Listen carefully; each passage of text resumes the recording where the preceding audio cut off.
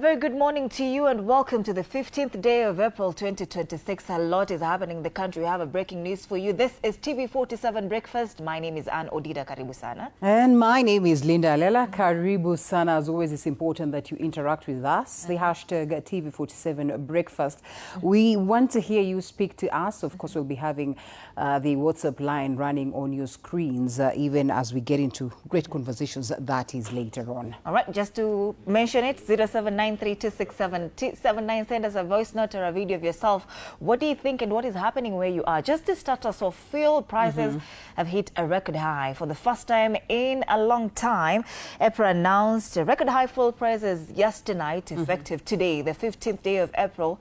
And the Kiambu Road camera person is there. Total has already adopted the new fuel changes, as you can already see on the screen. 206 Kenyan shillings and 90 cents. That is what the fuel is retailing at today. That is the prices of super petrol, which increased yesterday by 28 shillings and 69 cents. And as well diesel. Right. Diesel went up by 40 shillings, right? And 30 cents. Right. And of course, kerosene stayed at the same. Kerosene is just the same, constant. Stays there. But of course, the biggest worry would be on this. Yes, super petrol and diesel. Right? Because these are the prices. Total. This is Total, Kiambu Road. Let's see, Shell still along Kiambu Road. The Shell, I see they have decided to maintain the prices. They haven't changed just yet. But of course, we know that as the day unfolds, definitely we will get to see the adjustments because this cuts across. And this price is in Nairobi. You need to know that. It's a little bit different in different other cities. But of course, they all have hit 200 bob. And that is how the roads look like this morning. Pretty much flowing, I see. But of course, you can evidently see that there's a bit of rain. So if you are to step out, this is the time to step out. We're still on Kiambu Road. We have our camera person going to the different fuel stations. And perhaps later on, we'll also get to hear the view of the people, Odida. I think this means, you know what, watu wengine wasidrive, and it also means that, it's going to be very expensive. Right. Definitely, the prices of javing will definitely be shooting up this morning. You'd expect for that to happen because it's an instant thing. So prices of commodities are also expected to go up. And I know life is about to get ahead. That's actually always the biggest problem. And I know this is something that we'll be discussing later on. And it was expected. I just don't know how the people are going to react. Of course, I remember yesterday we had Dr. Mbai here who said the opposition are going to release some dossier in the event that the prices of fuel will shoot up. We definitely expect to get a lot of reactions as to this because, yes, that means we have got to tighten our belts. That is a record high. Just like we talk about it. 28 shillings and 40 shillings respectively. That's a lot. And I remember, right, that is rubies. That is still Kiambu Road rubies. Let's take a look at the fuel prices here. Our camera person is still there. Momanyi. 178, 166. They have not adjusted their prices just yet. Rubies. So if you know what's best for you, if you want to escape 206, run. And let me ask you, by the way, at this point, if you go to fuel, this is how you're going to pay? Yes, for Shell and rubies. This is apparently they don't have. Oh, that's fuel. what they're saying. So they don't have fuel just yet.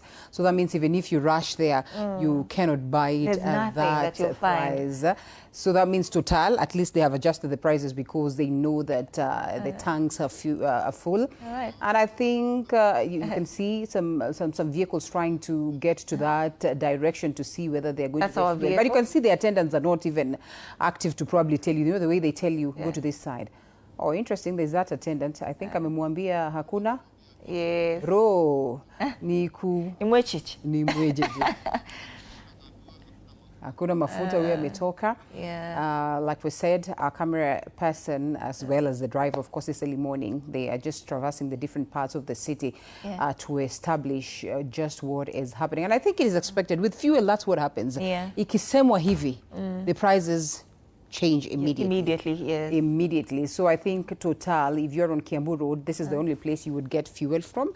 But of course, we're 206 shillings and 90 cents. There's no question about that, you know.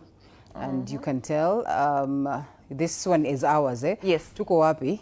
Tuko Kiambu Road bado. Nasema tuko wapi in terms of the gauge. Nasema tuko wapi in terms of the gauge. Tuko hatarini. Yes. Tuko chini zaidi. Tuko mbaya. Tena msichome. Lakini total. Lakini tena msichome sana.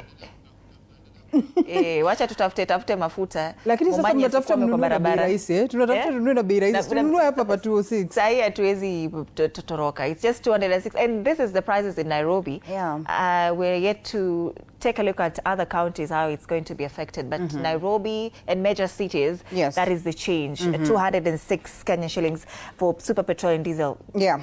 Keep in mind, major cities, Nairobi, Kisumu, Mombasa, and of course Nakuru. You know, I made a banter on X, and I was saying, how about now we start making vehicles that can use kerosene? And people are of the opinion that even if we start using vehicles that use kerosene, then they'll still go up, because that is just electric vehicles. Electric vehicles, is it really? Because for sure, the price of the power. KPLC pia nao hawatawachwa nyuma. Fanya mchezo. Ukisai kama umezoea kununua tokens za 100 pale, ujue kama ulikuwa unapewa, I don't know how much it gives. Let's say 9 shillings, I hope, if that's what they give. Yeah. Maybe right now you will try purchasing tokens for 100 bob, unapata ya 5 points. Very few. Very few. Very few. And it's quite unfortunate. But this was expected, don't you think so? Well, at least the conversations lately have been about that. Number one, because of the international implications, you know, as to these concerns that have been there. Iran, Israel, USA, and all that. But by and large also, you know, there are people who've constantly said that, you know, as a country, we had already bought enough, and therefore there's no reason whatsoever that the prices should shoot up. But I mean, I think we will get to hear what then plays out as the day unfolds. But it is definitely going to be tough for Kenyans. Another thing Kenyans are worried about, you know, the G2G deal. Of course, it was meant to cushion Kenyans in such times. So I think questions that are now arising is, what is that deal doing exactly to cushion Kenyans from, you know, the 206 price hike? That is a lot for the common mwananchi. Momanyi, when he was coming to work, Momanyi is our camera person, the one who is along Kiambu Road. The updates, yes. Akaniambia, usually from town at this hour, it's 30 shillings. Right. Today, it's 80 shillings. Oh, in the morning, eh? In the morning, today. Jimo, experience yako ilikuwaje? Wacha atatuambia. Lakini Momanyi, ameniambia sahi asubuhi. So clearly? It's clearly, tushaanza feel the impact of that. But, yes. Interestingly, today, right here at TV47 and right here at TV47 Breakfast, we'll be taking you to Nyayo National Stadium. Oh yeah, the girls have done. We have good stuff there. It has been months of, you know, brilliance, months of preparations, weeks of brilliance as well, because there has been a lot of sporting going on at the Nyayo National Stadium. I think it started officially on Saturday last week. And there were a lot of matches there. FIFA Women's Series. Yes, I should mention that. FIFA Women's Series, and TV47, we are the official media partners of that event. That is why I'm saying we will be taking you live in the course of this show right to, you know, Nyayo National Stadium, just to bring you up to speed with the finals that will be happening today. But let's see how Saturday went down. All right.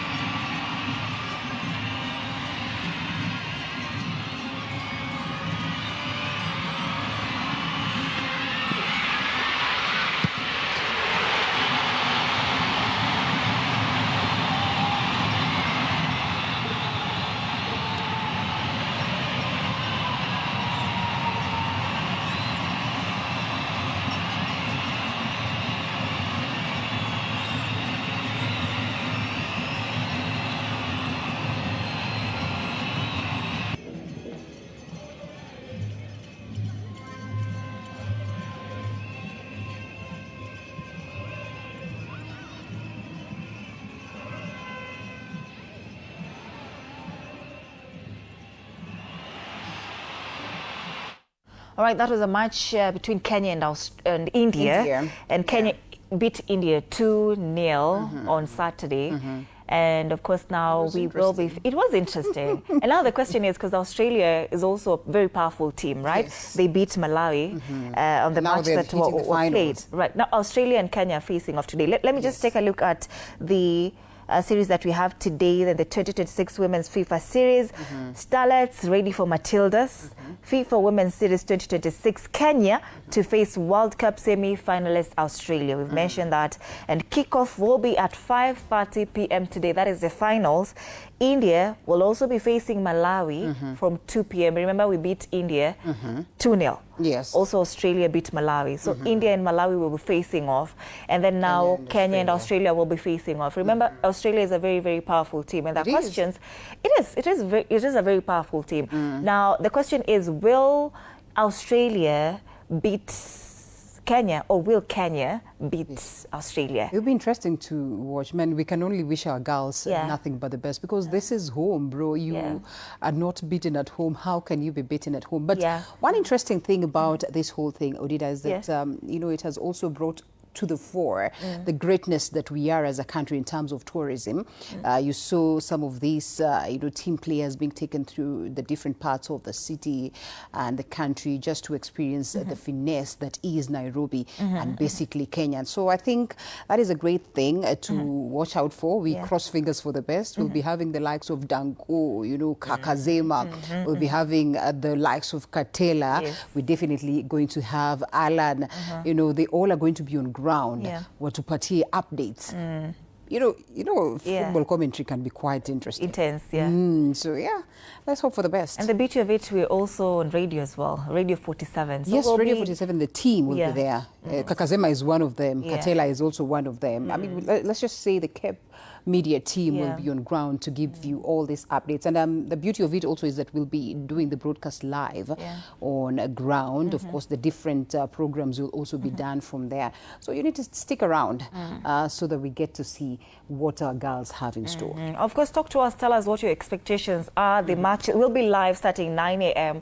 at the Nyayo. Is it Nyayo National Stadium or Kasarani Stadium? Director ni kama hapo kidogo linachanganya, lakini I think it's the Nyayo National Nyayo National Stadium. Starting 9 a.m. we'll be crossing over to the stadium. The games begins at 2.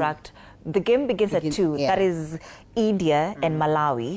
But us, Kenyans and Australia will be facing off starting 5:30 p.m. Vile Alela amesema.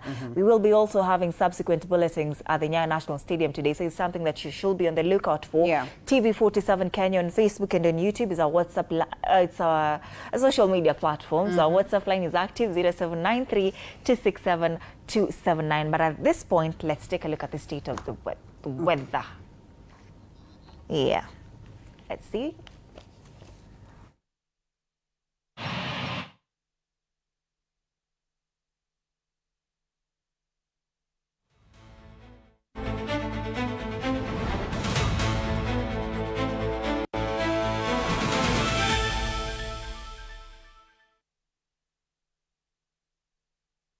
All right, let's see how the weather's looking this morning. It's a rainy day in Nairobi today, but let's see if it's playing out in other areas as well. Kisii, heavy rains this morning as well. It's 16 degrees, highs of 26 degrees expected today. Bungoma, it's a partly sunny day today, 17 degrees this morning, highs of 27 degrees expected today. Marsabit, light rains expected today. It's 20 degrees this morning, highs of 26 degrees. That is Kisii, Bungoma, and Marsabit counties. We take a look at other areas as well so that we can gauge, as I've said, Nairobi's rainy day this morning, or today rather. Kilifi, it's a partly sunny day, highs of 29 degrees expected. This morning it's 25 degrees. Makueni is also a sunny day today, 29 degrees. This morning it's 19 degrees. And Mandera, light rains expected today. This morning it's 25 degrees, highs of 33 degrees expected in Mandera County. And that's the state of the weather.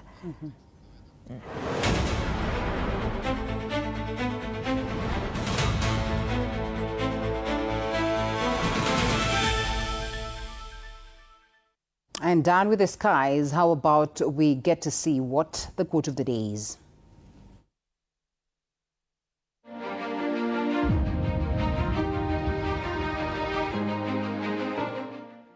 Happiness is not something you find, it's something you create. It's a mindset, a choice to appreciate the present and embrace life's beautiful imperfections.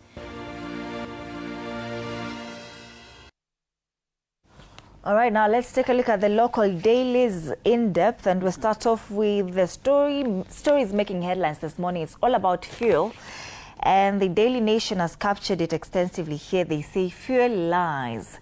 Backlash, they call it. The controversial cargo has triggered a criminal investigation that a substandard fuel consignment that the government ordered the importer to ship back a week ago had already been pumped into Kenya Pipeline Company's system and released to oil dealers.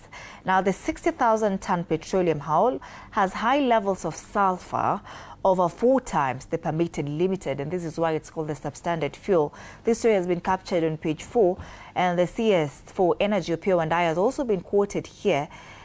He says, One Petroleum Limited, the company that imported the said product and invoiced oil marketing companies, is directed to exit this product out of Kenya as soon as possible. And of course, the KPC acting managing director Pius Mwendwa on April 14 said, "We received a waiver letter from the CS Trade to allow the consignment into our systems. The fuel was allowed into the KPC system and later released to oil marketing companies." And of course, they're just saying that they will, go at a loss if at all they're not now going to have this fuel in the country. Of course, they were told that it should go back to where it came from. Lakini kirudi kwenye ilitoka, then they're going to also create losses as well for them. I don't know what you think about this. Their loss is okay, fine. Of course, we have got to worry about that as a country. But then you don't compromise on quality. Because what would that mean? Yeah, because now we are saying it has high levels of sulfur, that is over 4 times the permitted limit, and they call it a substandard fuel. Well, this story has been captured extensively on page 4 of this newspaper. You can grab a copy of it today and take a look at what it says extensively, and how cooperative wasted 2 billion shillings in bogus land deals. That's another story on page 2 and 3. Matters politics given prominence on the front page as well. Ruto seeks to calm growing tensions with ODM allies. It says that President William Ruto has stepped in to forestall a looming fallout within the broad-based government by promising to rein in his lieutenants accused of plotting to shortchange ODM and that's the story on page 6. There's a beautiful photo here of a basketballer, Madina Okot. She's a rising star in U.S. elite basketball. And this story is on page 31. I understand that she's one of the many women of Kenya. I think she's Kenyan. First. We appreciate her big time. She's, raised the flag so high. We cannot fail to celebrate the greatness that she does. She's done this for 6 years. I remember listening to her, and she says, I didn't imagine that, 6 years down, I would get to this point. I think we have got to celebrate the fact that we have very many Kenyans that go abroad and they carry our flag high. Congratulations to Medina Okot, and we need to go out there and keep supporting her. All right. She plays basketball or volleyball? Basketball. She does basketball. Right. Yes, it's basketball. All right, that's the Daily Nation this morning. Okay. Let's take the Standard newspaper. Interesting. Today, I don't know whether they have been forced to do more than one stories. That is on the front page. Of course, the fuel prices shocker. That is definitely a story that you will find across, and one that will be forming the basis of our conversation. Like we have said, it's a record fuel price surge, with diesel rising by 40 shillings and petrol 28.69 per litre. So we'll be getting to that conversation later, just to get to understand what our guests on the State of the Nation this morning have to say in relation to this record high. But that aside, we also have, a story. Well, of course, let's just talk about that one that has been extensively captured on page 9. But we also have the IMF, conversation right at the top strip, where they say stop lying. And the country's bid for an IMF bailout has hit a brick wall, with the IMF going ahead to warn of billions in hidden debt beneath official figures. This is interesting. The Kenyan officials in Washington, led by Treasury CS Mbadi, have embarrassingly been exposed as liars. You would want to understand this more. A story that has been captured on page 4. They constantly remind us that you do not need or you do not want to fall in bad books when it comes to IMF and World Bank, and you just know how much they always come into caution. But at the same time, we have said that Africa needs to face away from all this dependency, because clearly such exposés are really not so good, and especially when they're implicating key official figures. So story that has been captured extensively on page 4. You need to know what exactly IMF thinks of these key figures and what implications then would run into the country's running of activities. Aside from that, on page 6, that is the front page, extensively covered on page 6, we have decades of legacy. They speak about the right Honorable Raila Odinga, may his soul rest in eternal peace, and they speak of 6 months in death, that it has taken 6 months for ODM and its leadership, that is to undo what its founding father Raila Odinga built over 5 decades. Of course, the once formidable party base is wobbling, as you can evidently see. They say the orange has been cut to 2. We have Linda Mwananchi and we also have Linda Ground. And like you have rightfully said, we have Linda Lela here. And as you have said, they say that President William Ruto is at the heart of making this house go to shambles. Whether it is true or not is also one thing that we'll be looking at later on. Those are the key stories that are captured right here, and many others that you would get down or inside the Standard newspaper. What else do you have? Taifa Leo? Taifa Leo, mtu asiguse ndoa yetu, Ruto asema. That's the main story in the front page here. Wanaita ndoa ya ODM na nani? Ndoa yetu. Yetu ni nani? Broad-based. Yetu. Yeah. Sasa kauli ya rais inatokea wakati ambapo uvumi unaenea kuwa serikali jumuishi inayumba, ikielekea kusambaratika, huku cheche za maneno baina ya viongozi wa vyama vya ODM na UDA zikiendelea kutupwa. Ni habari katika ukurasa wa ndani za gazeti hili. UDA na ODM zitaendelea kushirikiana na wale wanaotumiwa kuzua mgawanyiko hawatafaulu. Ni Rais Ruto asema sasa ni ndoa ya UDA na vile vile ODM. Asisitiza ushirika wa UDA na ODM hautavunjika na kupuuza wanaotabiri kusambaratika kwake. And that's the main story there. The quick headlines here. Himizo Sifuna awe naibu wa Kalonzo mwaka 2027. Wabunge wa Wiper Pwani wapendekeza hivyo, huku Kalonzo akisema wako upande mmoja. Ni habari katika ukurasa wa 5 wa gazeti hili. Ruto atumia miradi kukabili Matiang'i. Ruto is actually in Gusii land. Rais atangaza miradi ya mabilioni ya pesa kushawishi wapiga kura wa Gusii kumuunga. He was there since yesterday, still there today. Vidokezo zaidi pia masuala ya spoti imezungumziwa hapo. Arsenal Pema wakiwaalika Sporting UEFA. Kule juu kabisa, serikali kuwaruka wanavyuo vya kibinafsi. Wanafunzi wa vyuo vya kibinafsi sasa kukosa ufadhili, that is private universities. It's a story in page 3. I think this is an interesting read. Now what happens to students who are, who opt for private universities? Right, universities. Yeah, so you might not get funding. That's the story in page 3. Hofu mafuta machafu yakiuzwa nchini. Habari nyingine katika ukurasa wa 3, yabainika mafuta hatari kwa injini yaliingizwa katika mfumo wa usambazaji wa bidhaa hiyo. Taifa Leo. Let's take a look at the Star. All right. The Star newspaper still speaks of our beautiful girl who's making us proud abroad. I think that is one of the stories that has been captured. She is the star of the Star this morning. And of course, as earlier mentioned, we have it on screen or we don't have it on screen, no problem. But anyway, the Star, we are talking about Medina Rokot. I think we have highlighted her story earlier on. But we also have, yes, another story that has been captured here. Kenyans hit as fuel price hike pushes up living cost. That is also a story that we have touched on and is extensively covered on page 2 of the Star newspaper. And right at the top strip, we have Boda Boda rider sentenced to life imprisonment for defiling 6-year-old girl. And these cases of child abuse are shooting up in the country.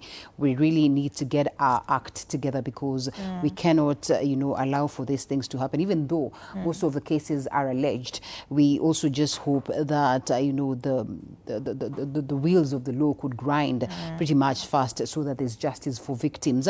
And then news Oburu calls crisis meeting as UDA ODM cracks widen.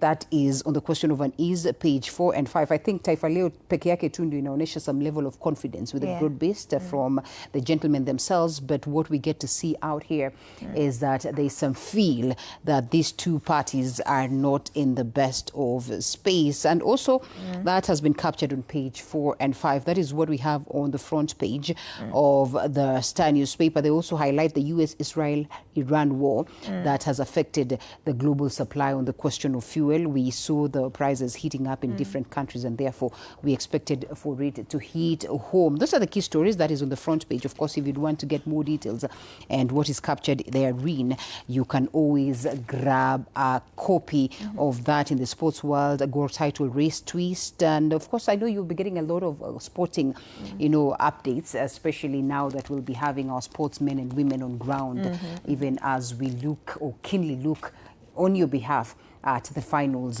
of the FIFA Women's this series, of course. All right, People Daily, ODPP weak link in fight against crime and graft is a question they ask.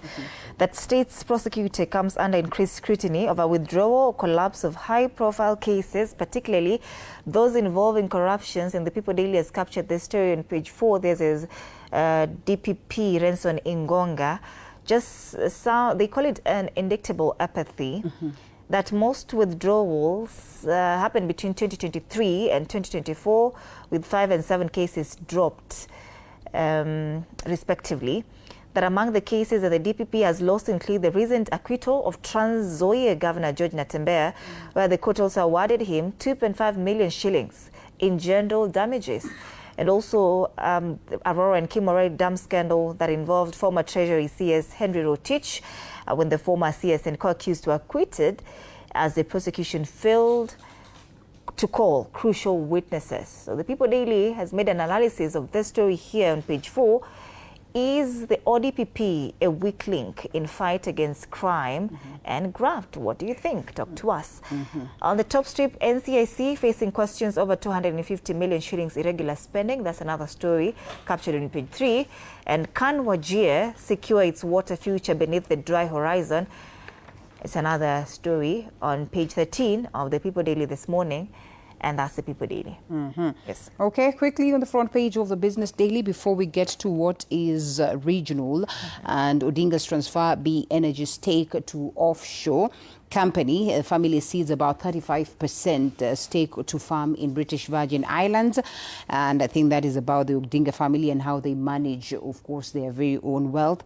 Away from it, depositors is collapsed banks to get about 1 million in new rule, and that the bank depositors who lose money in failed banks will be paid up to 1 million in compensation if the Treasury approves a proposal to double the reimbursement, offering comfort to the worth savers. And I think this is a conversation we've had right here. We've had our very own team on ground with KDIC telling people you need not to get scared of banking. You just go ahead and bank because there'll be compensation in the event that there's worries about your money, which is a plus. Of course, they also talk about the fact that Kenyatta National Hospital nurses are again in fresh protest. Contrary, well, at least we also saw a release by the Ministry of Health yesterday to say that, the planned strikes are not going to happen because conversations are ongoing. So I think this is stories to look out for that are captured on the front page of the Business Daily.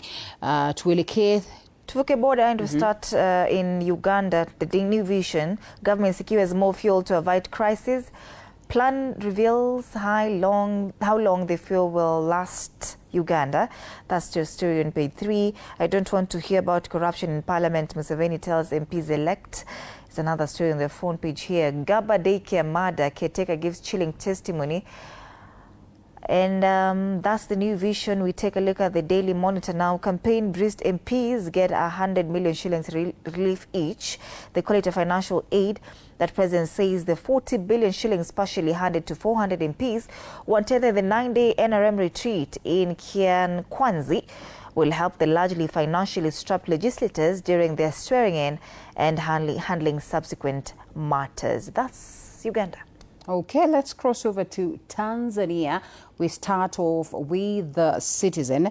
And he speaks about a report that, is about the growth of Tanzania and largely on the question of how the different sectors that actually get to lead the nation, and the mining as well as quarrying continue to dominate Tanzania's foreign direct investment as highlighted there. This is, of course, out of the report that speaks of how, the country is functioning and the different sectors that, carry the day.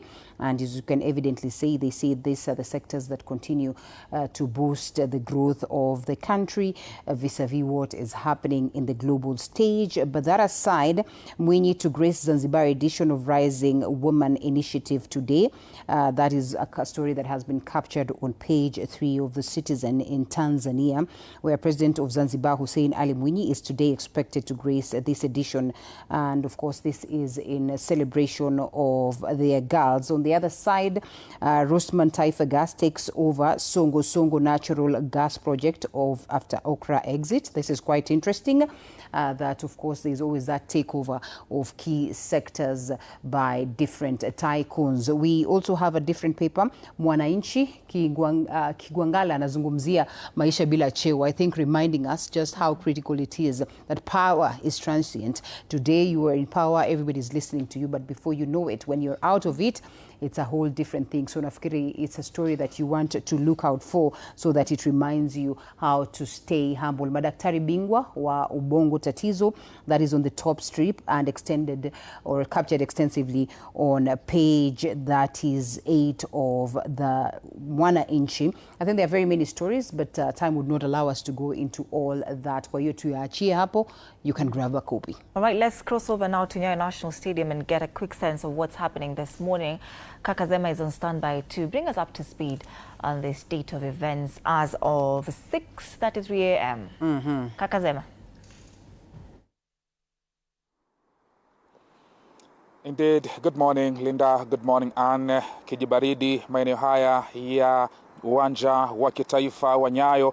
Ni asubuhi nzuri, asubuhi ambayo itakuwa inatamatisha the FIFA Series 2026 women friendly matches. Siku hii ya leo ni kusema kwamba itakuwa ni siku ndefu kwa mashabiki wa soka, siku ndefu kwa wapenzi wa soka, siku ndefu kwa wale ambao wanaupenda mchezo wa soka hususan kwa kinadada. Lakini kabla kuizungumzia siku ya leo, tuzungumzie tu baadhi tu ya matukio ambayo yaliweza kufanyika siku ya jana. Tunafahamu kwamba kuna ujumbe kutoka kwa FIFA ambao uko hapa nchini Kenya kuhakikisha kwamba unapitia baadhi ya miundombinu na miundo msingi kuelekea michuano ya taifa bingwa barani Afrika. Mataifa matatu ya Afrika Mashariki yakijiandaa kuweza kuandaa AFCON. Zungumzia Kenya, Uganda pamoja na Tanzania.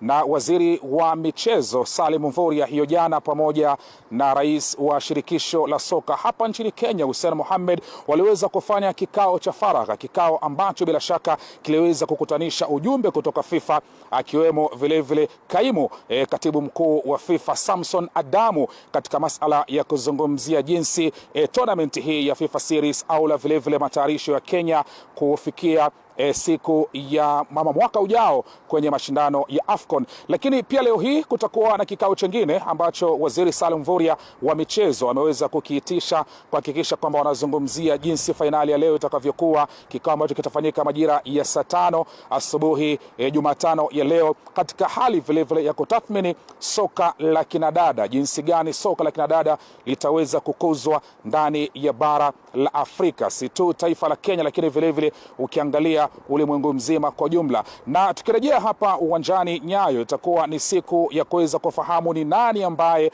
anakuwa bingwa wa FIFA Series kwa 2026. FIFA Series bila shaka ni mashindano ya mechi za kirafiki. Unapozungumzia soka la kinadada, tulikuwa hapa siku ya Jumamosi tukaona mechi mbili bab kubwa kabisa. Malawi wakiweza kupigwa magoli 5-0 na timu ya taifa ya Australia, kabla ya Kenya kuweza kupata ushindi wa magoli 2-0 dhidi ya timu ya taifa ya India. Kwa hivyo hapa leo hii kwenye uwanja huu wa kitaifa wa Nyayo tutakuwa tunashuhudia mechi mbili. Mechi ya awali kabisa itakuwa ni kutafutwa mshindi wa 3, Malawi dhidi ya India, mechi ambayo itakuwa inaanza majira ya saa 8 mchana siku hii ya leo, na ni mechi ambayo moja kwa moja runinga ya TV47 itakwenda kuletea matangazo yake. Baada ya hapo itakuwa ni mechi kubwa kabisa ya fainali. Hii ni fainali ya kibabe, ni fainali ambayo inahusisha taifa kutoka bara Ulaya na taifa kutoka bara la Afrika. Zungumzia timu ya taifa ya kinadada ya Australia dhidi ya Harambee Starlets ya hapa Kenya. Mechi hiyo imeratibiwa kuweza kuanza majira ya saa 11:30 kwenye uwanja huu wa kitaifa wa Nyayo. Ni mchezo ambao vile vile runinga ya TV47 itakuwa kupatia matangazo yake moja kwa moja. Lakini katikati yake hapo, Linda na Anne, kutakuwa na mbwembwe, kutakuwa na mihemko, kutakuwa na burudani. Nafahamishwa kwamba atakuwepo Iani kuweza kuhakikisha kwamba mashabiki wanapata uhondo, mashabiki wanapata utamu, mashabiki wana enjoy tu burudani la soka kutoka uwanja huu wa Nyayo, bali vile vile burudani la wale ambao wanajua kuanguka nayo, wale ambao wanajua kuzikwenda basi, kwa sababu kuna kijibaridi leo Nairobi, watapata fursa kabla ya kuingia moja kwa moja kwenye mechi hiyo. Linda na Ann. Alright, asante sana kaka Zema for that update, na kwa kweli tunatarajia kuona mbwembwe na vile michezo itakuwepo hapo Nyayo National Stadium. 2 matches, Kenya and Australia and India and Malawi. So amesema we are looking for the 3rd winners today. All right, we'll be on the lookout for that, but let's take a look at the caricatures now, what Katinis is saying. The one on the Standard, the Energy CS is here once again, and he's quoted here what he said before the National Assembly. Alisema, I don't know why they resigned me. I am fit to serve. And so people shouldn't expect me to quit until investigations are complete. Nobody should be coerced into stepping aside. What I know is that resigning is voluntary and you can have your reasons. That's the Energy CS, and that's the caricature in the Standard. And I mean, that's the caricature close to almost all the newspapers this morning. Yeah. The Daily Nation is equally speaking about that. Say the question is, why should I resign? Well, that's a good question, right? As well as the Standard newspaper, you said that's what it has. Yeah. The People Daily is the only one that has a different caricature. There's a patient here, a poor patient, as they call it. This is diagnostic.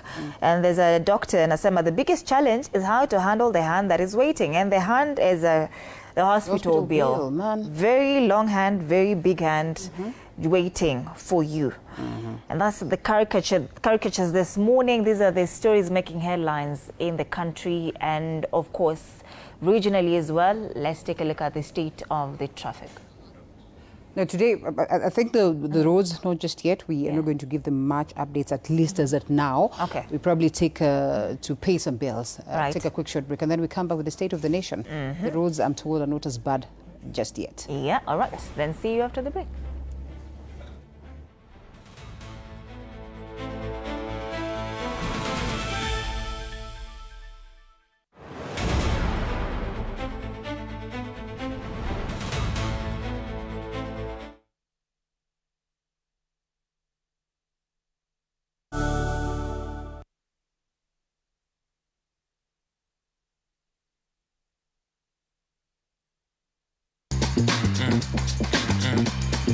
I just want to be in the zone. Nairobi, where the hustle never sleeps and neither do the scammers. On Link Up, we are talking about something that's affecting all of us. We are talking trust. We're diving into the campus life. I just want to be in the zone. Stay fresh, stay safe. Stay linked up. In the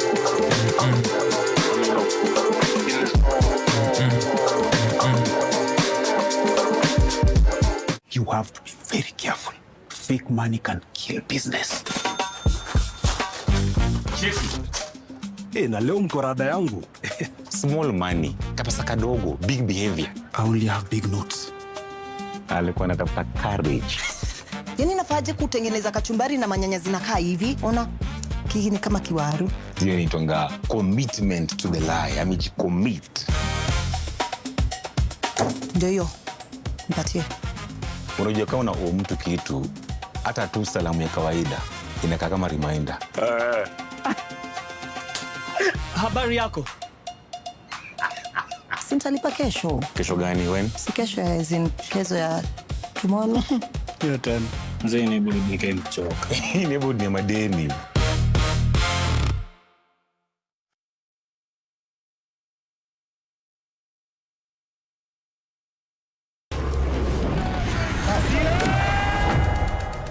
Nairobi, this isn't just a game. This is a statement. The world is here. History is about to be written. I'm ready to play now. Put me in the game. Speed, Power, precision, glory, and TV47 owns every moment. This is more than football. It is a celebration of women, power, and purpose. And at TV47, we are bringing you every thrilling moment. It's a red card. Every pass, Every tackle, every goal, every second. no delays, No filters, no missing out. This is the FIFA Women's Series. Raw, real, and unstoppable. Only on TV47.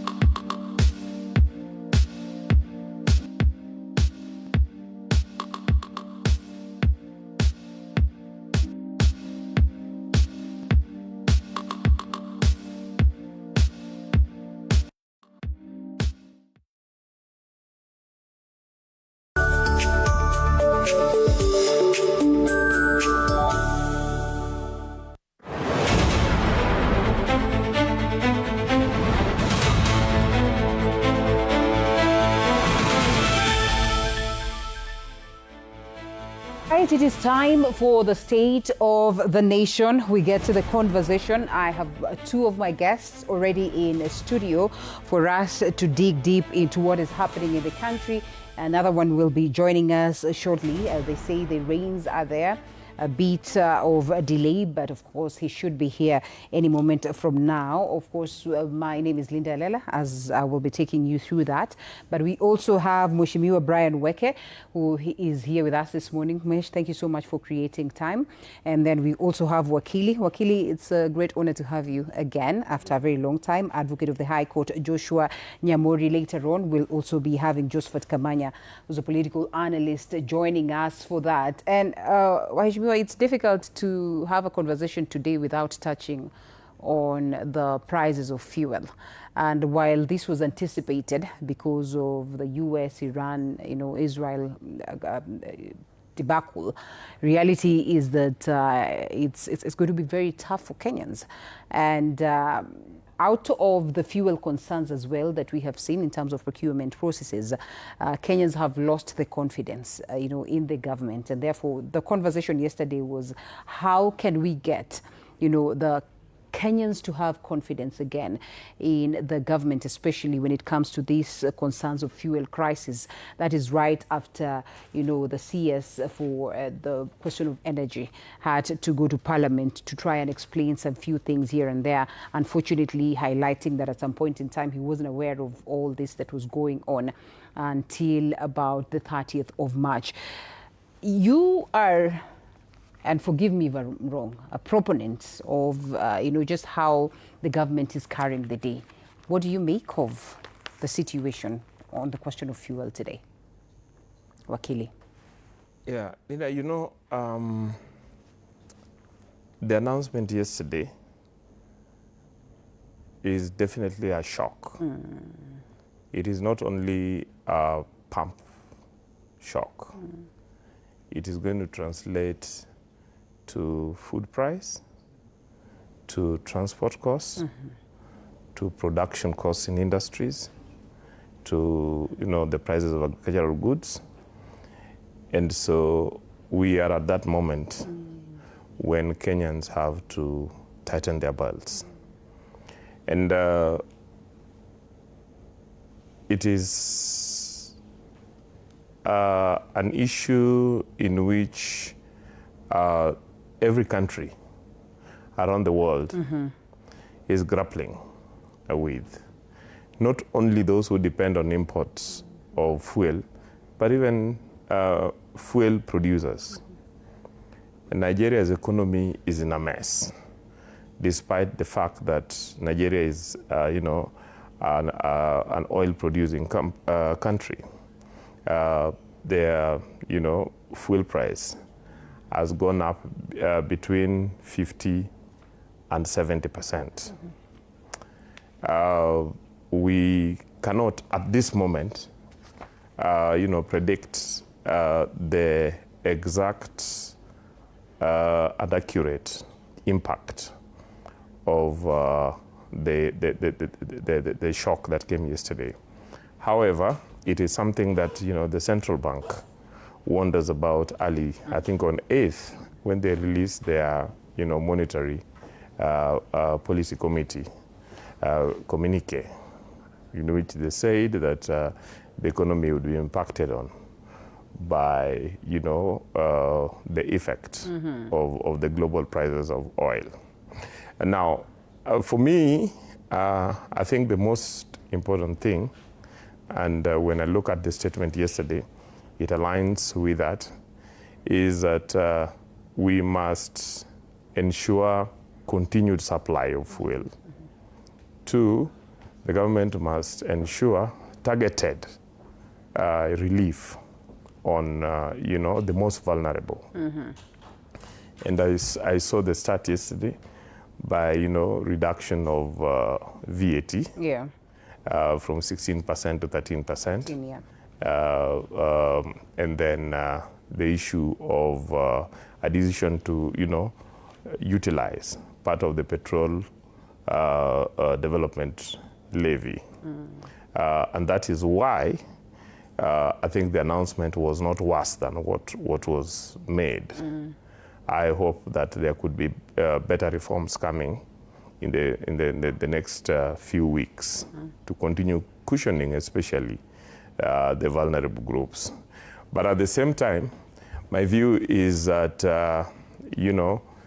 this is the moment when the government must ensure that all the processes and decision making are as transparent as possible and as inclusive as possible, so that Kenyans understand during such a crisis. Right. It is important not to ensure that citizens understand the difficulty, and citizens understand that the government is doing all they can. Finally, I want to take it away from you, and then I come back. Just one point.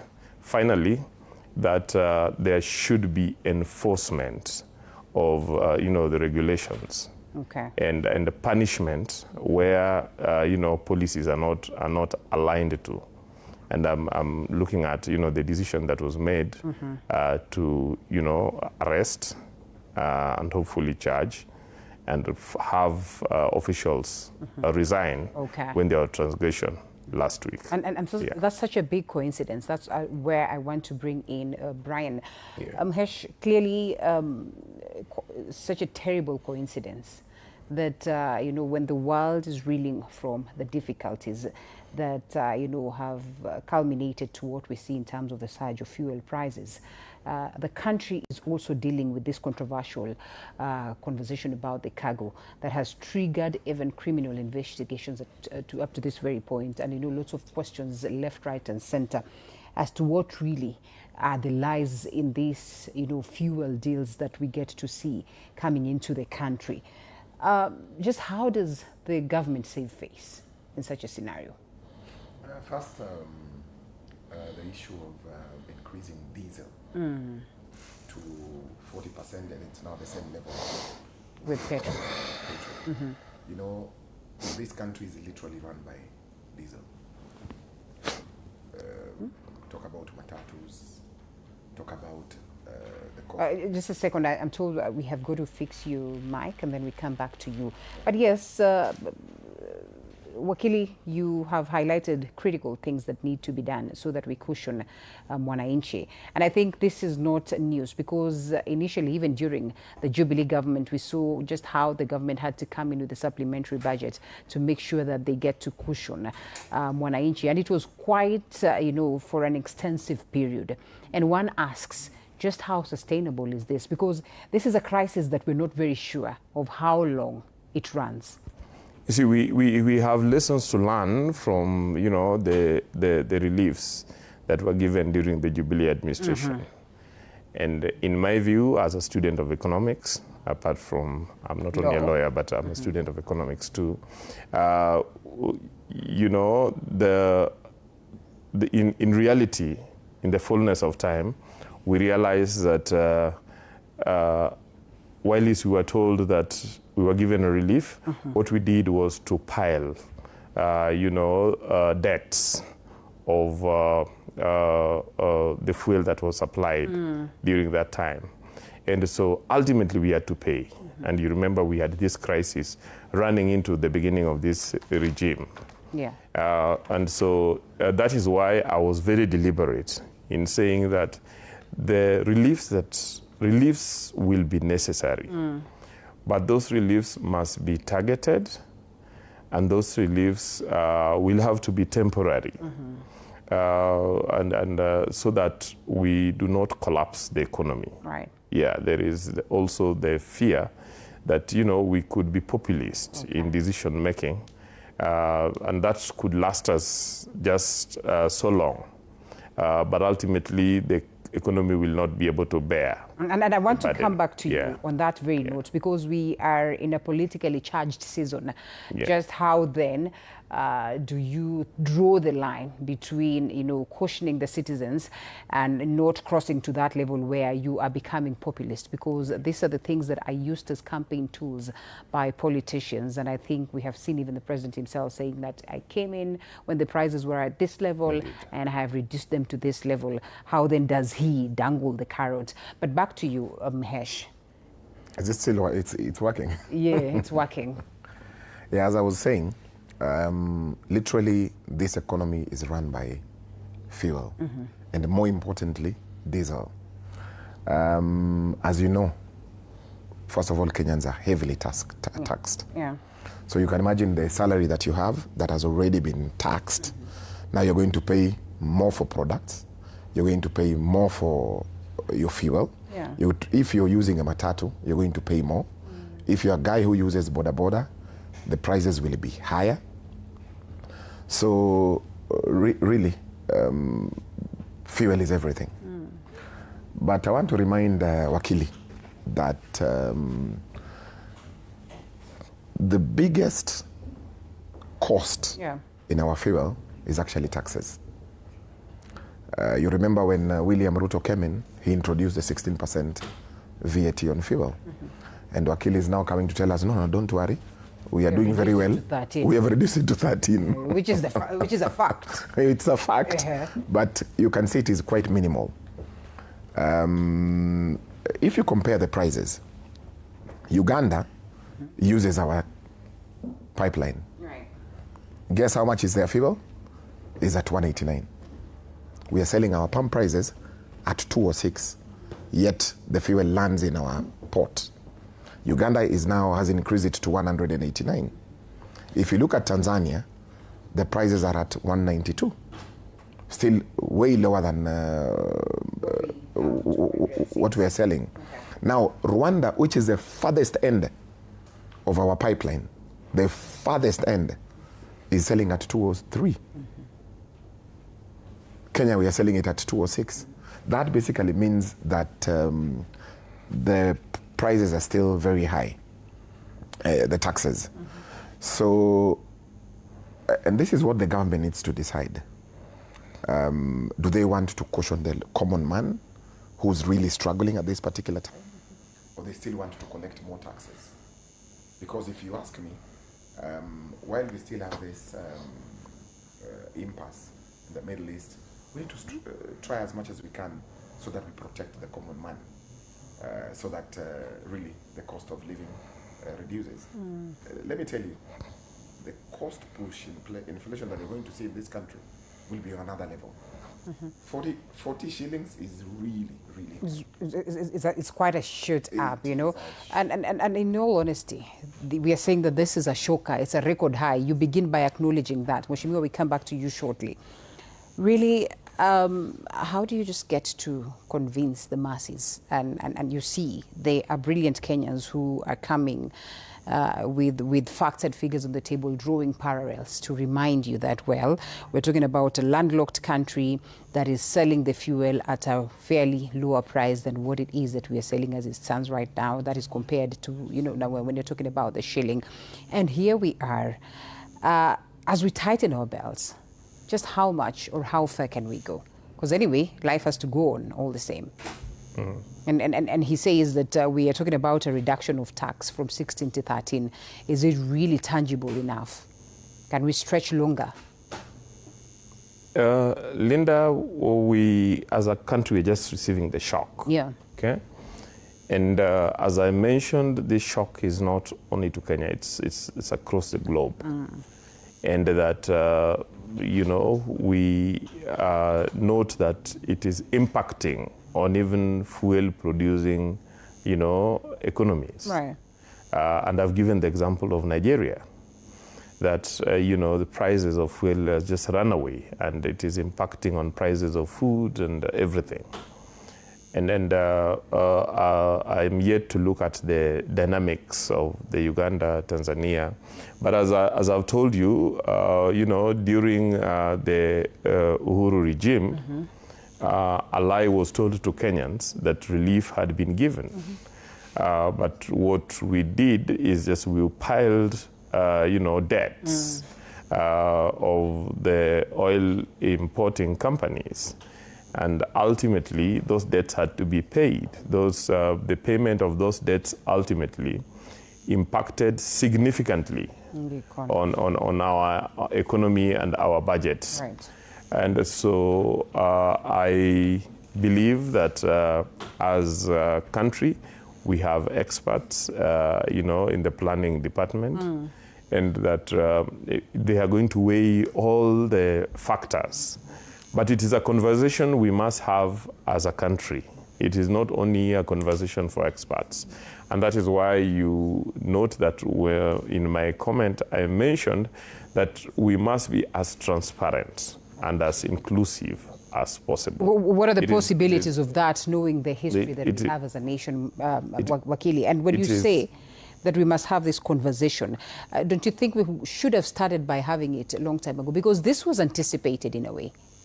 No, this conversation has been going on. Yeah. You know, I mean, if you looked at the central bank monetary policy statements, they have been, monetary policy committee statements, they have been mentioning that this is coming, okay?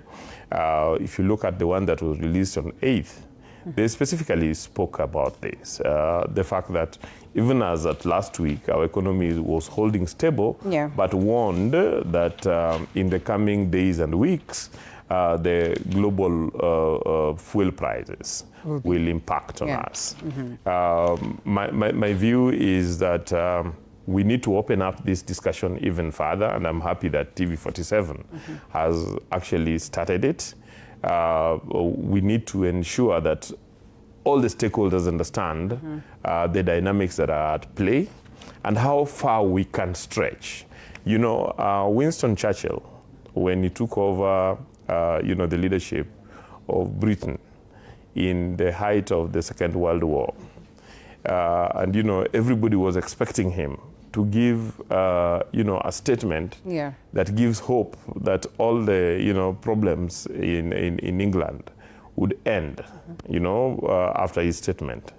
But he told them that, you know, he can only promise, you know, toil. He can only promise sweat. He can only promise blood. Okay. Okay. So in reality, William Ruto, when he took over in 2022, everybody expected him to tell us that, you know, it is all well. Okay. But he opened up and told us we are in a crisis and we have to sort out this crisis. I'm expecting him, and I'm expecting the experts around him to speak and to tell us what are the realities, how far our economy can stretch. Okay. But we need not lie to Kenyans that it is going to be rosy. We need not lie to Kenyans that, you know, it is possible for the government to give blanket relief and give relief, you know, that is not time-bound, because that will lead to the collapse of this economy. And I just want us to go back to Brian, unless Mr. Director tells me that we have to pay some bills. All right. Don't you think you're being a bit too radical, and that is on the government and its operations right now? Because we all acknowledge that these conversations have been going on for some time, and we knew very well, or rather too well, that it's going to hit home sooner or later. I remember there are many other politicians who kept on telling the government, you had better not, you know, raise the prices as at now, because we know rather too well that, again, you know, we had already imported, you know, fuel, and therefore there's fuel in the country, and therefore it must be sold at the prices that it stood at. But finally, we are here. And the government has gone ahead to adjust, you know, even the taxes, perhaps, you know, in a bid to cushion mwananchi. How much more do you want us to stretch? Are you saying that we have, you know, a government that is not real with its citizens? And like Wakile says, they began by telling us, tighten your belts. We are going to tax more. We are going to, you know, price more. This in a bid to make sure that we get our country back to stability, because they inherited, apparently, a broke government. You know, Linda, I hope no, my mic is working. It should be working. It's we understand that there is a crisis. We understand there is an international crisis. But we are asking ourselves very simple questions. You know, if you look at the price of fuel, in Kenya, you have 8% fuel levy. You have 16%, which they've now reduced to 13%. So 8 plus 3, you're talking about taxation of around 21%. Now, Makiu, and I raised this and I want to raise it again because maybe my mic was not on. Uganda, they don't have a port. Uganda uses our port. Rwanda, the farthest end, also uses our port to bring in fuel. So it comes into Mombasa, it is pumped all the way to, either it's carried through the lorries or the pipeline. Now, explain to me, just like a normal class 8 student, that in Uganda, they are selling fuel at 189. That is around nearly 18 shillings cheaper than Kenya.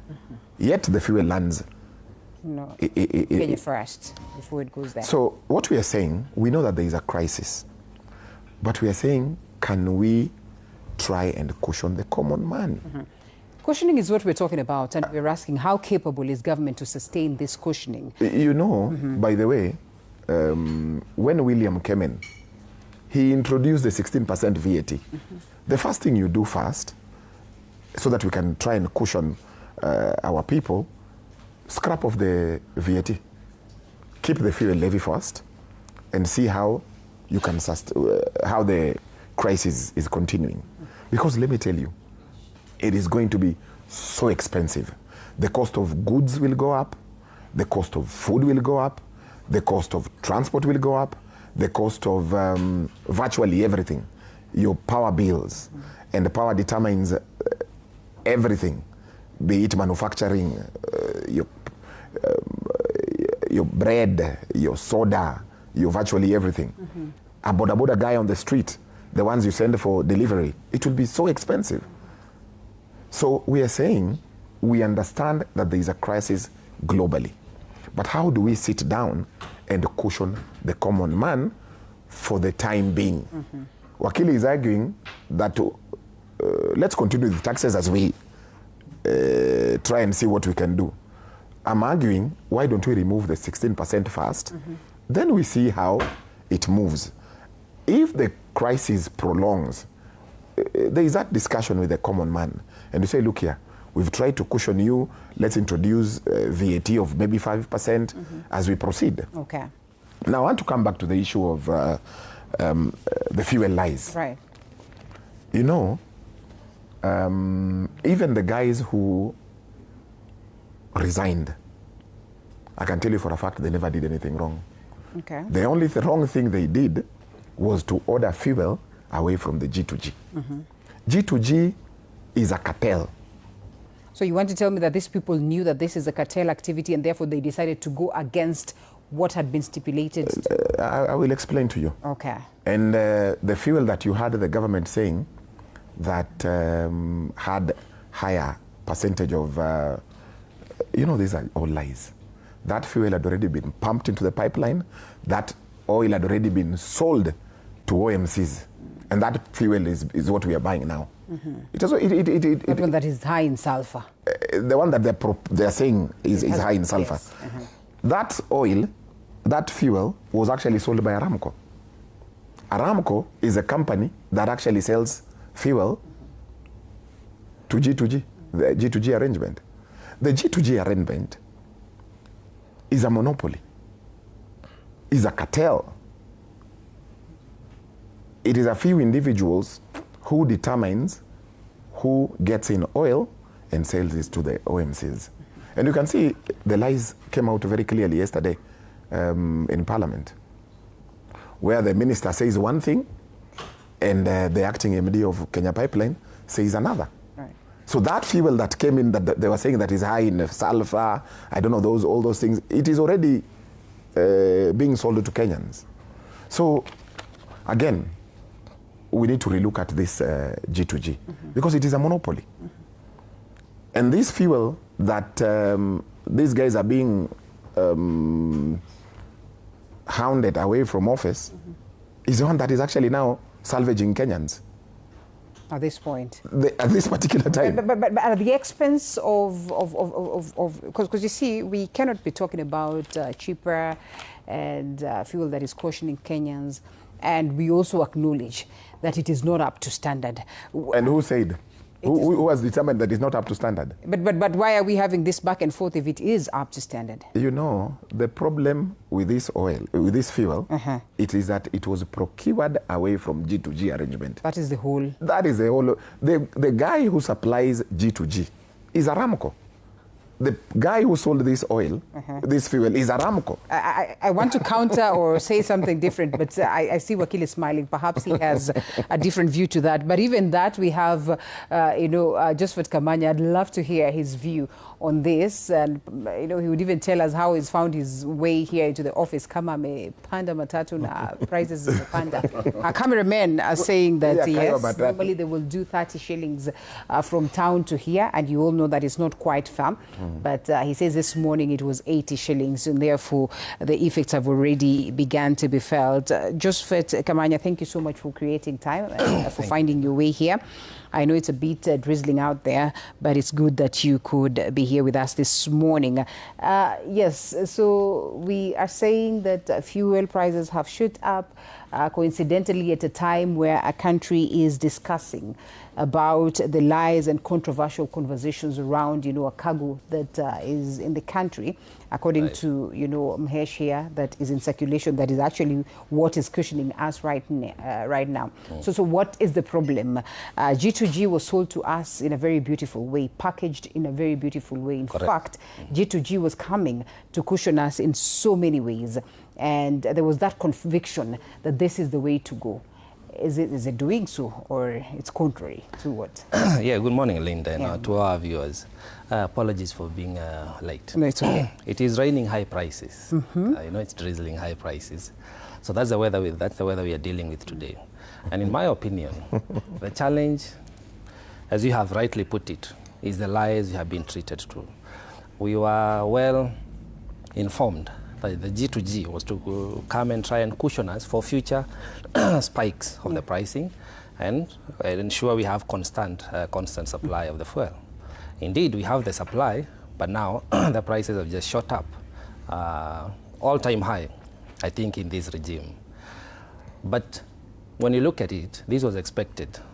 It's just that right now they have the excuse of Iran, you know, the Straits of Hormuz. There's a conflict. But if you look at the arrangement that has been there, the cabal that my colleague is talking about, they tried to suppress the increase of the price to try and avoid the public uproar. But economically, it has caught up with them. Because honestly speaking, we have not received any new consignment that is supposed to be sold at a high price. Okay. Whatever we have in store today was in the country. Okay. So it should not be affected immediately and causing such a spike. But as my colleague says, it's a cabal, you know. the regime is trying to exploit Kenyans.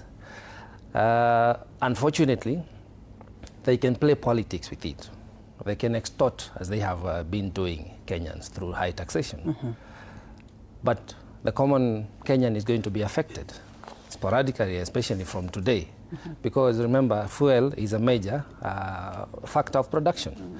You have just highlighted that somebody has had to pay more than double the bus fare they've been paying. Yeah. You can expect all Kenyans to be complaining about that today because all the long distance, short distance operating public service vehicles will have to pass on the cost. Look at now at the production of food. So we can expect a further deepening economic crisis. But in my opinion, this is mismanagement of our country. The oil we have today, the prices may have gone up maybe later in the year if you were to receive new consignments with different pricing. But as of now, there's no excuse. Remember again, all the petrol stations were holding, I think from around 7, 8 last night, they were not selling. They knew, just we have always known there is a price review every 14th of the month. But they, you know, they're business people, and there's nothing you can do sometimes to force them to sell. So they were. I experienced that last night. I went to a few just to have a litmus test on how it was going to play out because of the information we are receiving. And here we are. So it's going to be a crisis. It is unfortunate that this regime is going to play politics with But wait a minute, and yes, I'm glad that you bring that up because that's basically what I wanted to say. Right. It's the regime that is in power. You understand that we're almost headed to the 2027 general election. Correct. And we know that these are the commodities that are a tool of politics. Indeed. You do not want to tell me that this regime is not aware that it needs to play it better so that it can get to entice the masses as opposed to playing it rough. So when you say that this regime is going to play politics with it, are you trying to say that now they're going to come with the language of cushioning and try ways of making sure that the prices go down so that it looks like it's the government that has done that, or what? Because I think it's in the best interest of the regime of the day to make sure that Kenyans are well cushioned, that Kenyans are staying a comfortable life, at least this time round when we are few months shy to the election. Actually, we are 68 weeks to be exact, to the 10th of August 2027. So we are okay with the numbers. We are that close. But since when did you see this regime care about Kenyans? Since when did you see this regime make decisions that were of interest to the public policy? It cuts across. Every day. This regime came on board when the prices of fuel were as high as perhaps they are today, if my memory serves me right. Almost, yes. You know? Yeah. And of course, they tried their level best, and they say there's some things that they have played, gimmicks that politicians play, or gimmicks that leaders play, to make sure that you caution your people. And we got to levels where, of course, the prices went down. And you say that this is not a regime that cares for the people? Yeah, because the G2G was to ensure we don't go back to the era of subsidy. So we are going. I'm keen to see how they're going to cushion Kenyans from the hiked prices as of last night. Number two, my concern is not even the hiking of the prices, because those are some of the dynamics that we don't have control over at some point, which calls to us as African countries to start exploring internal conflict resolution mechanisms in terms of our economy and our trade. We have enough oil in Africa. You know, we have oil in Sudan and Congo. So if we have been very proactive, these are measures that have been working towards ensuring constant and low-cost supply within the continent. We don't want to continue living in a situation whereby just a conflict in the west or the eastern part of the globe affects the continent. You know, just like that. Right. We keep saying that when America sneezes, Africa catches a flu. We need to walk away from that. The G2G was part of that. They were going to have economic business relations with other countries to make sure we have constant supply at more favorable prices. But it was exploited. Okay. Today we have members from who are supposed to be managing our oil supply, who have been arrested because of some dubious scandal they are in. And then you have a whole CS coming and saying, I did not know, I have no reason to resign. There is no institutional responsibility. Right. That is where it begins, you know. Forget even about the commodity, but the management of how the system is supposed to serve Kenyans. And that's why I'm saying that they have no interest in serving the public good.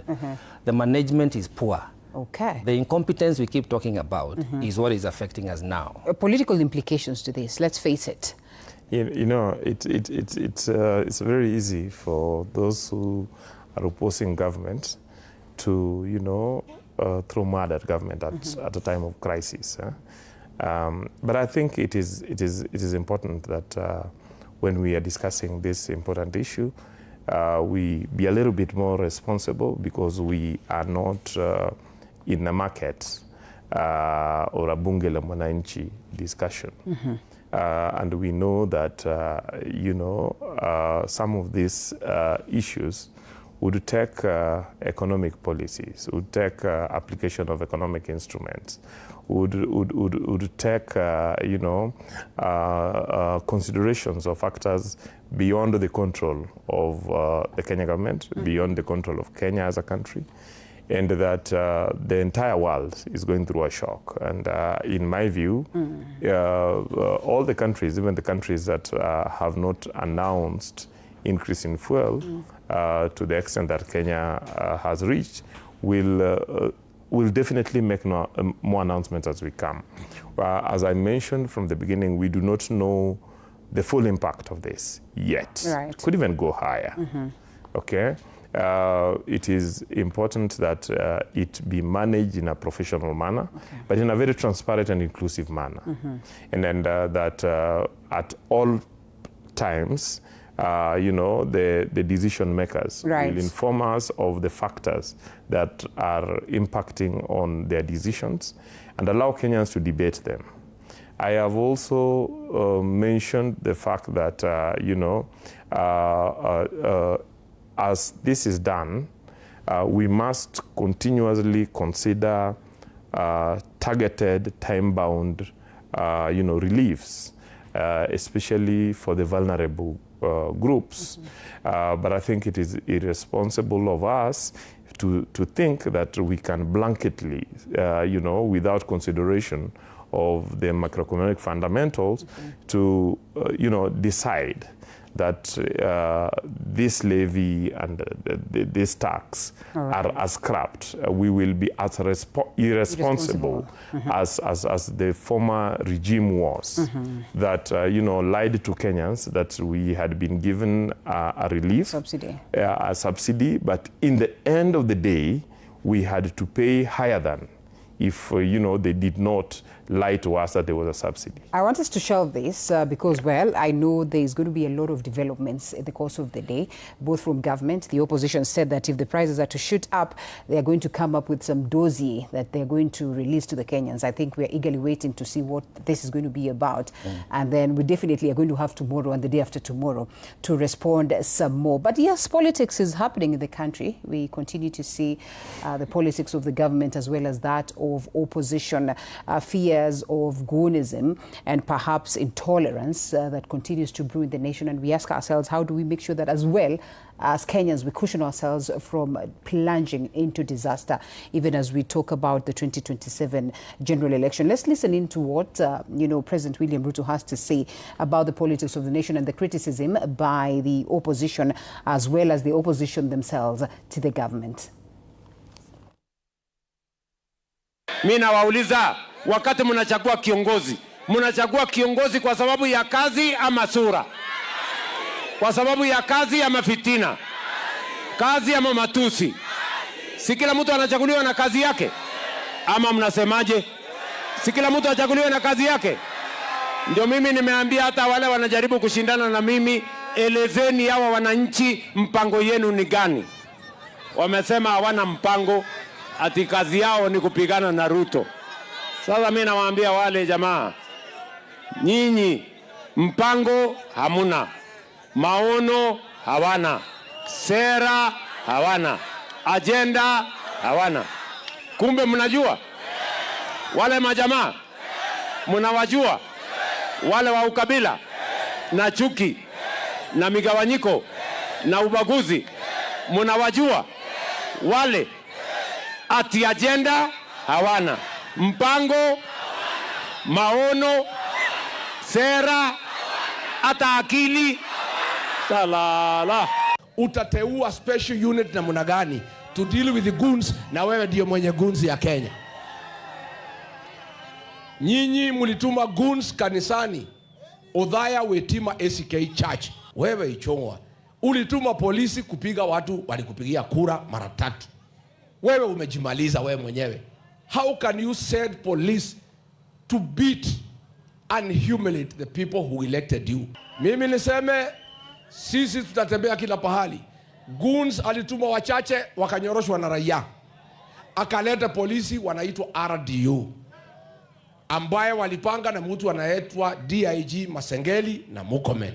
Wameumiza watu wa Kikuyu. Sasa wewe Ichung'wa umetengeneza maadui 30,000 wale ulipiga na tear gas. I have politicians in here, and we know that politics is rhetoric. Politics is basically, just getting to see individuals that have this kind of character that is appealing and appeasing, and basically sometimes it's about the words. But what we say, from both the presidency to the opposition, to generally, the mood in the country is worrying. Don't you think so, Wike? First, before I respond on that, Linda, my senior, Nyamori, was talking about a subsidy, that we need to be responsible. This is not bunge la mwananchi. We need to have a serious discussion as guys who've gone to school. We are not asking for subsidies. We're just saying, when William took over, he introduced a 16% VAT on fuel, which was not there. So how do you cushion the common man? We're just saying, for now, shelve this 16%. That will bring down the prices significantly. Subsidy are financial support given to Kenyans. We do not want that. We're just saying the taxes are quite high. At the expense of what? Of the common man. When you decide to shelve, at the expense of what? No. And you want to tell me that... No, listen, we're not asking for subsidy. I know. He's talking about subsidy. Shelve the taxes ahead? Yeah. You see, when you're in a crisis like this one, how do you protect the common man? How do you protect the mama mboga who voted for you? How do you protect the low cadre income earners in the society? The boda boda guys, the matatu guys, for a start. How do you do that without appearing to play politics? Are you the same people who are going to come back and tell him that... Whether you want to call it politics or not politics... The common mwananchi is cushioned. The common mwananchi has to be cushioned. And that is a discussion. And anyway, that's why we said it's still wanasema mbichi. And therefore we wait to see. No. This thing has not happened now. That's for sure. This crisis has been there. The policy holders are having conversations. They've had that conversation. This crisis, it didn't happen yesterday. It didn't happen last week. It has been there. And the prices shot up a while back. Okay. So that discussion already is ongoing. Was ongoing. Was done. And they are aware. So even for them to sit down and reduce it by 3%, which is a joke, clearly there's a conversation that happened. It was not a popcorn approach. Okay. Popcorn, when it is hot, it pops. When it is cold, it is cold. I know you want to respond, but I want us to... I'm going back to the issues. No, these issues of the political issue you want us to discuss, we will discuss it. And we discuss it every day. But this fuel thing is extremely important. And that's why I said we'll have tomorrow and the day after tomorrow to have the other thing that we needed to review is this thing called G2G. Because it is clearly, we need to look at the pros and cons. Because one of the key things they said that we will get is constant supply. The other thing that they said they will do for us is to stabilize the dollar shilling exchange rate. But we also need to look at the cons. And one of those cons is that, number one, there is hidden debt that they need to tell us how much is it. Okay. The other thing that we need to look at, because now he wants us to have an intellectual discussion, let us have it, is the elimination of competition. Because a long time ago, people would come there and bid for prizes. Okay. Now, it's one guy who decides how much people are going to pay for the... So eventually, it becomes more expensive. And even in those moments when people were bidding, we still had problems with the prices of fuel. No, but in reality... And therefore, you have got to do some things different to see whether you get different results. Don't you agree? You know, then the prices of fuel at an international level is not where we are as we speak. So, if you look at the cost... gentlemen, you know I wanted to show this fuel conversation. Anyway, I'll come back. Allow us just because I was on the 1 floor. minute. I'll give you 30 seconds. Let me give him 30 seconds to respond to you. Yeah. Because you also need to go transparency, this G2G thing. You see, make it 30 seconds. The truth is that G2G stabilized the fuel prices. Okay. The truth is that our, the business around fuel for many years had been a cartel. Okay, and the role of government in an economy is to intervene to stabilize the economy, and hence the policy on G2D. Okay. The reality also is that it would be very responsible of government to just wake up to do what the last regime did, which would then wreck this economy. It is important that decisions be made based on assessment of both external and internal factors, and that and that, as I mentioned earlier, that these processes be made even more transparent than they have been, and that Kenyans are engaged in these discussions constantly, so that everybody understand. But finally, that interventions, and this, if you look at what IMF, no, that's the last thing I'm saying. Interventions should be targeted, especially to the most vulnerable.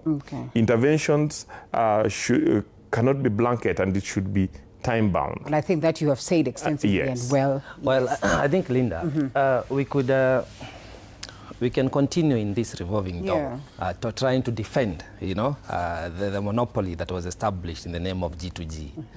We can work very hard now to try and defend how the odious debts have been secured through securitization of some of the levies in the fuel charging per litre. But the truth is, we have a mismanagement of our economy, period. My concern is how this is going to affect the day-to-day running of our lives as Kenyans. The duty bearers, we should not be talking that these things need to be more transparent. They should have been more transparent from the word go. The same way we don't have an audit, as my friend says, about the public debt. So they try to cover up things. That is what I'm saying. There is a policy failure in the management of our economy. And therefore, it is unfortunate that we are here today. By evening, some people will not be able to afford some basic commodities. I would want to hear how my learned fellow would want to defend the spike of prices, and you don't have a new consignment that docked our yesterday or 2 weeks ago. But we rest the matter. We rest the matter and we come back to as you said about the politics. I worry. Let's allow Brian. I yield. Let me yield. Because we also expect that the president is going to address us today. I mean, he's traversed the Kisii, let's just call it the Luo Nyanza. South, the Luo Nyanza. This is the side, basically. Yes.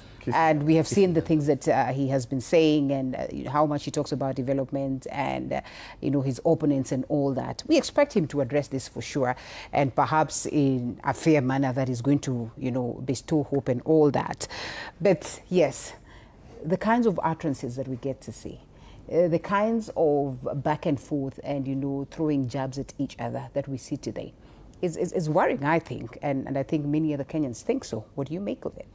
First, in my view, I think the president needs to understand that he is the one who is in government. Okay. He is the one who was elected by the people of this country. And as such, clearly the work of the opposition is to check the government. Okay. This is what you promised people. Is that what it's doing? Of course. And you see, when he goes to the people and says that these guys have no agenda, the work of these guys, and let me tell you, opposition, they're doing a fantastic job. Okay. I want to be very genuine with you. The work of these guys is to say, hey, look here, you promised this, you never delivered. You promised this, you never delivered. As we speak, the opposition is still the opposition. Their work is to check what you had promised Kenyans that you'll deliver, and you've not delivered. Now, when the opposition sits down and they decide on a candidate, then they will give us what we would call a social contract with the common man. The manifesto, what they want to do better. And that time will come. But there's something that interested me when the president was in Kisinyanza.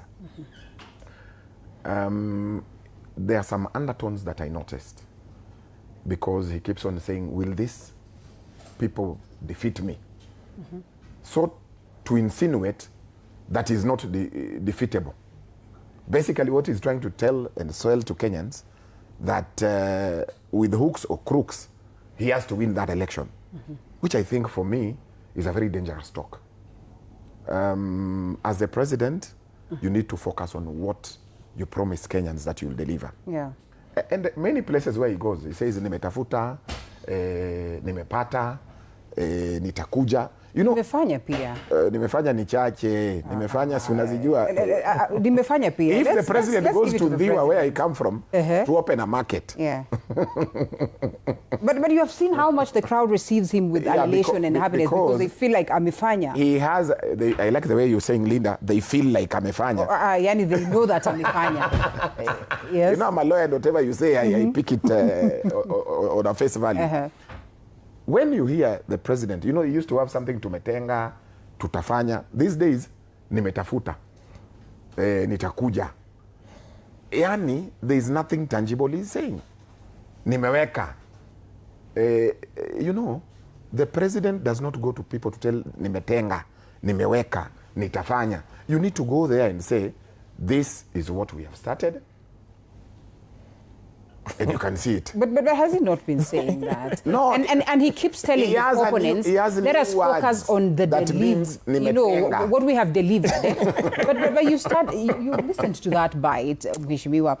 The president begins by saying, mtachagua people basis of sura. No, it is basically what they have done. So kila mtu akuje na track record yake awekele hapo. That is a person who's confident that he has done much. But you're the president. Now, how you expect an opposition to show you what they've done? Kalonzo is not in government.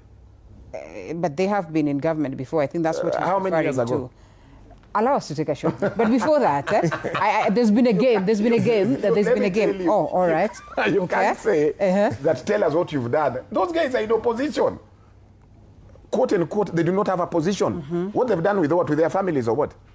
Is it not the government, the president's business? You know, let me before we come to you, Joseph. Let me weigh in.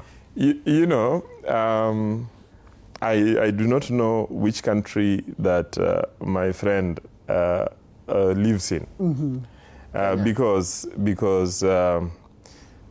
the president, this is the first president that I've seen that has taken away, you know, public discourse from normal politics to discuss development. Okay.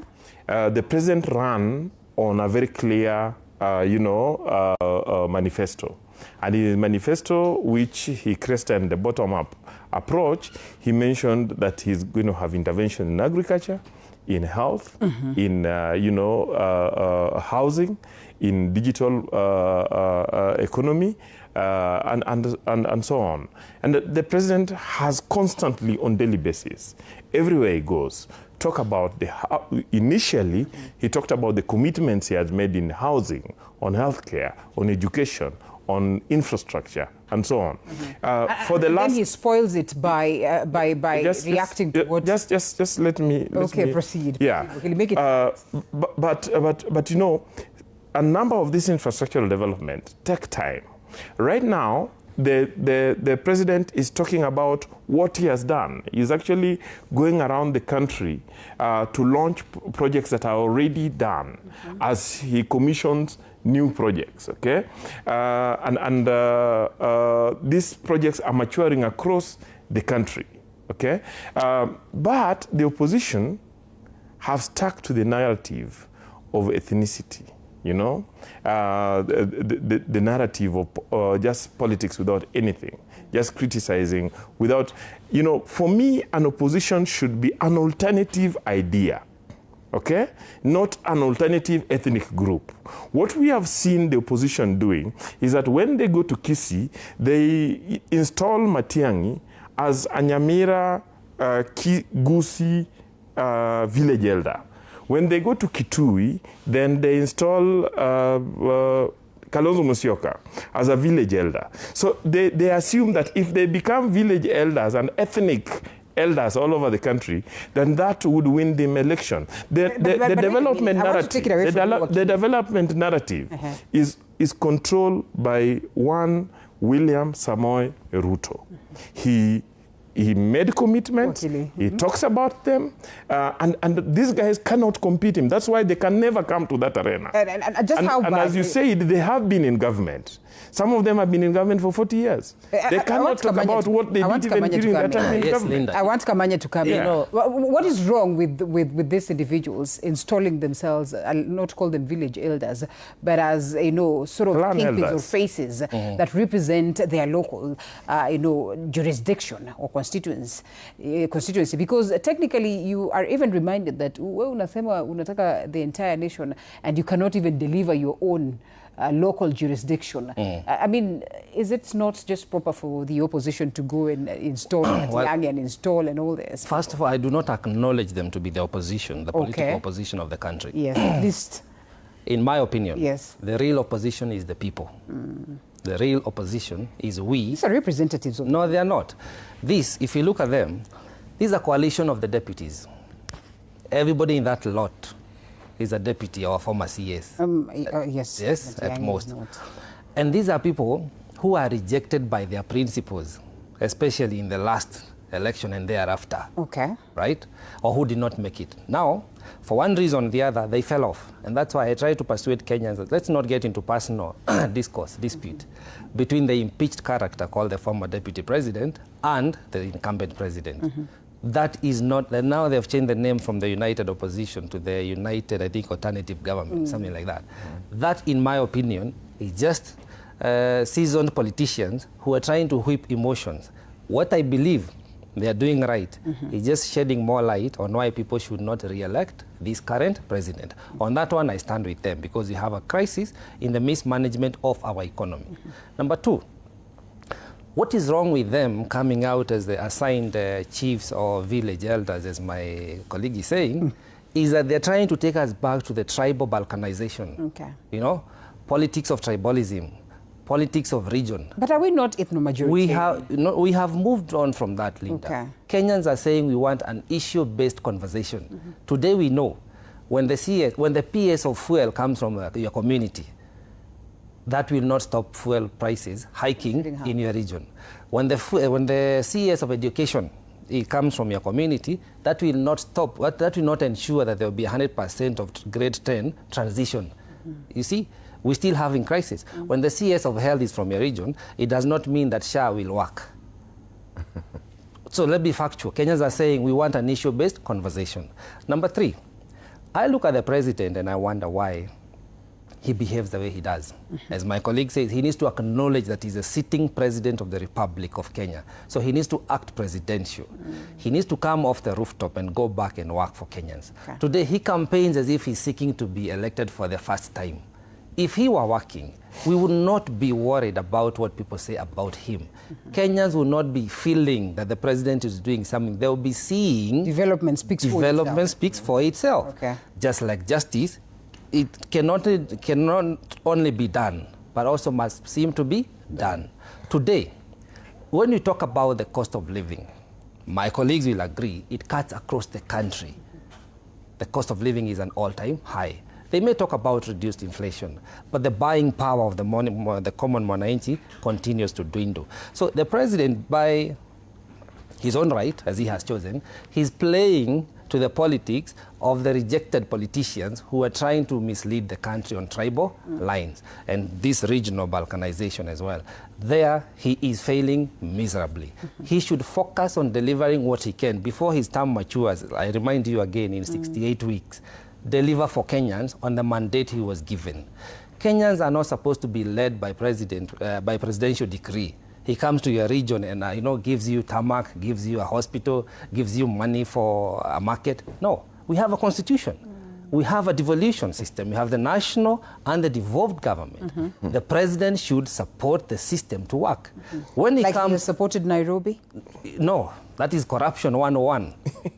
If there is any county that is not working, allow me, if there is any county that is not working because of corruption, the national government can suspend the operations of that county and then have the people reorganized to have a proper administration within their county. When the president comes and makes allocation, what happens to the National Assembly?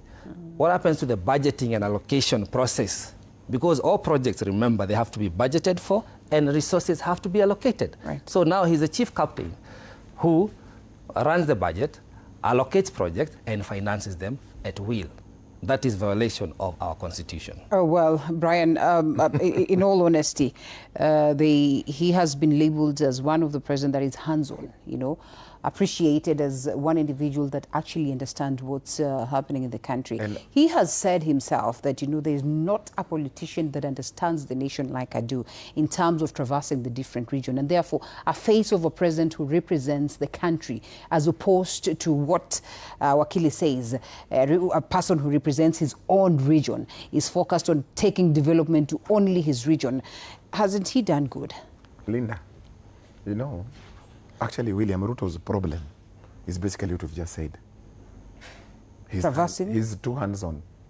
Is that a problem? That's a very big problem. Okay. Anazuia watu wengine kukula ama what are you trying to say? Running the government, you cannot run it the way William is running. So a one-man show? It is a one-man show. And if you look at even our Minister for Energy, Wandai, the guy looks like he does not even understand what happens. Because William clearly does not deal with a minister.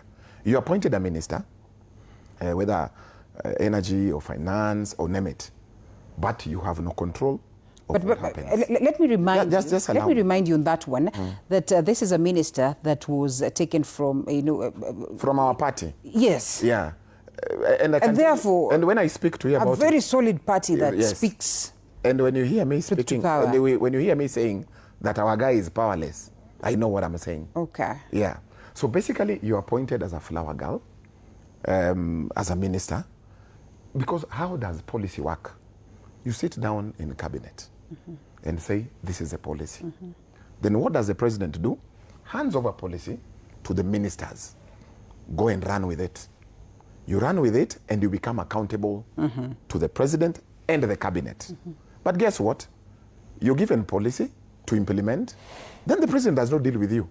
Goes down to deal with the different officers within your ministry. And that is the problem that William Ruto is having. You cannot run government as a personal property. That is why nothing seems to be happening. When it reaches a level where the president is a PR arm of government, is the marketer, is the one who goes to tell the people what he is doing. Nimetafuta, nitaweka, contractor naingia next week, chini ya miezi 7. There is a problem. And he has the sole mandate to, appoint these figures. I want to say it's sole mandate. Listen to me. To appoint these figures in cabinet. Yes. That one you cannot challenge. Yeah. But then, of course, there are also constitutional ways where the people can register discontent or perhaps say that, well, we are not happy. And I think we saw that pushed him to actually reshuffle his cabinet, Why is it that if we really have gotten to levels where we feel like, yes, something is amiss, why is it that the people have not pushed him to levels of even reshuffling? You see, you saw what Gen Zs did. Yes. Gen Zs forced the president to reshuffle. Not just to not reshuffle. Even to reshuffle, to engage the opposition and all other players. Okay. Are we together? And that is not the problem, and that's what I'm telling you. The problem is appointing authority. You are appointed, but you cannot deliver on your mandate. Are these stories or the facts of the table? No, let me find this, because Nani Nyamuri, is a good marketer for the government. He will respond. And he will tell us whether his CSs feel like they are not in charge. The discussion we were having was whether there are issues being discussed at a public level or PR or personal issues. Okay. This is the same president who spoke about how somebody looks, how somebody sleeps in public, how they spoil the air. This is the same president who talked about personal issues, sijui who has no children, sijui the cows have not been milked, sijui what and those are my concerns in terms of the utterances that so unless right now. My brother Nyamori lives in Uganda or Tanzania, he cannot say that the president, for the first time, we are discussing issues. Which issues are those? Now, number two, when you talk about healthcare and the SHA, don't tell us how many people have enrolled. Tell us what? Tell us how many people you have treated and you've paid the hospitals value for their money. Because SHA is not about the people who have been enlisted. I am in SHA. My grandmother is in SHA. I took her to hospital the other day. My friend, now if you walk in any hospital and say, talk about SHA, you'll be told, excuse me? But why, Mheshimiwa, why did you enroll if you think that this is because the government forced you? The lie that was sold to us, my friend. And this lie, do you know even... Why do you strongly label it a lie? Now, let me also have you tried to... Let me also tell you something that you don't know. Yeah. Even people like me who have a private cover, when you go to hospital, there is an aspect of SHA that SHA has to take care. Yes. So it is not... And you've tried and it has not worked? My friend, my grandmother was sick the other day.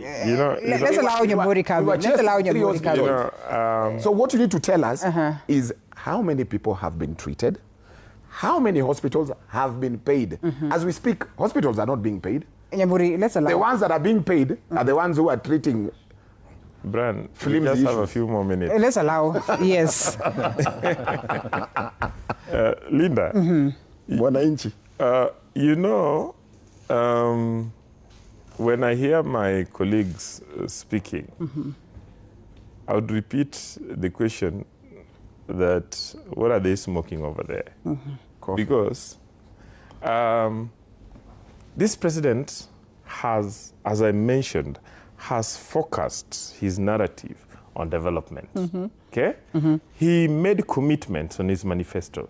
And he went around the country and communicated his manifesto very strongly. And when we are told that the president should not move around the country, the person the people of Kenya elected is the president.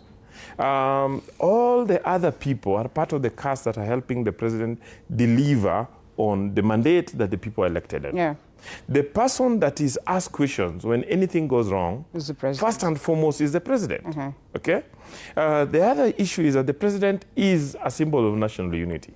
What the president has done is basically to move the presidency from, an elite association to a president that is out there engaging with the masses, listening and feeling their challenges. And, responding to those challenges in accordance with the commitments he made, okay? And being able, as the president moves around the country, this is also the only president who has taken cabinet out of Nairobi, so that whenever they come to, for instance, if they're in Kisumu, and he holds a cabinet meeting in Kisumu, apart from dealing with the national issues, then they respond to the immediate issues that have been raised by the stakeholders there. As he moves around the country, he meets with the leadership of those particular areas, explains to them his manifesto, gets their issues, be able to make real-time decisions. And he carries his, technocrats and his policy support team with him as he does that. And when for 3 years, the president, it's actually 4 years now, the president has absorbed abuses, insults, And So it is time for him it to... It got to a point, Okay. and you know, it can get to you. Okay. Okay? That for 4 years, you are trying to elevate the discussion to a level of ideology, a level of development programs, a level of manifesto. But these guys are just talking about it. These guys are just insulting you. The president then said, or itself. The president then said that he will use 99% of his time to still speak about development, to still speak about national unity. And 1% but respond. 1% he would respond and push back. And in my view, we unless we are saying that on behalf of the president, we will respond to those people. Okay?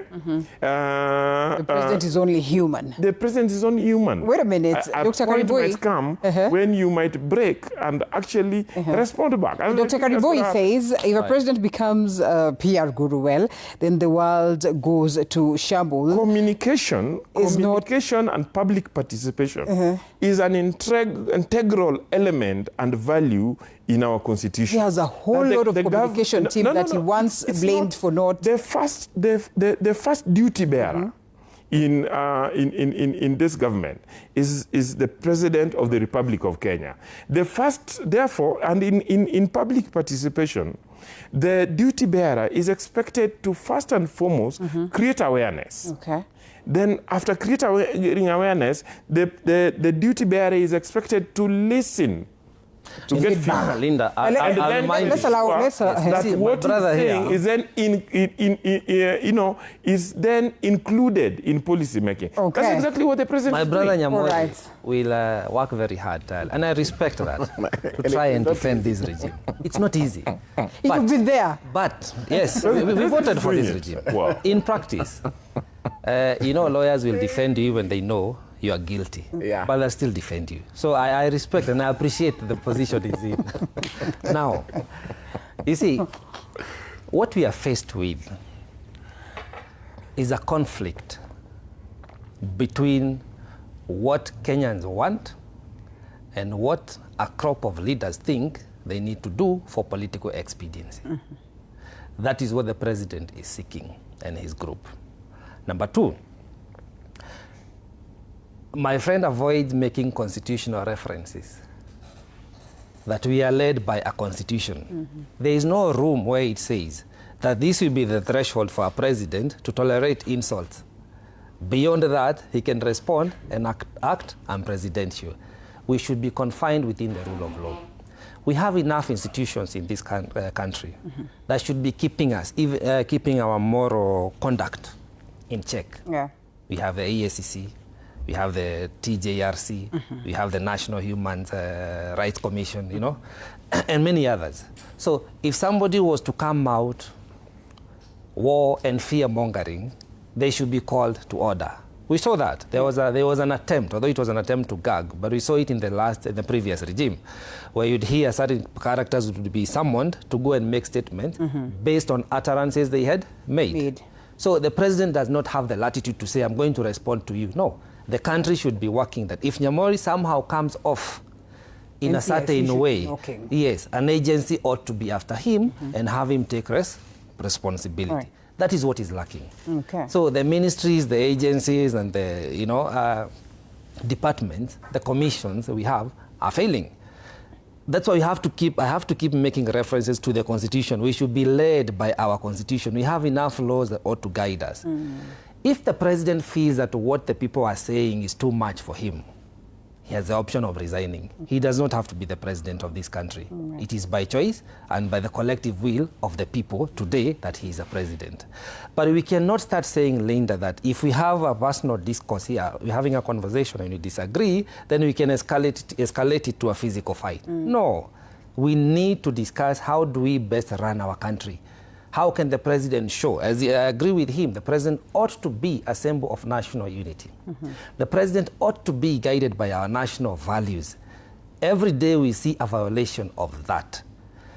Whether those who are coming after him are doing it, let them be held accountable by the same law.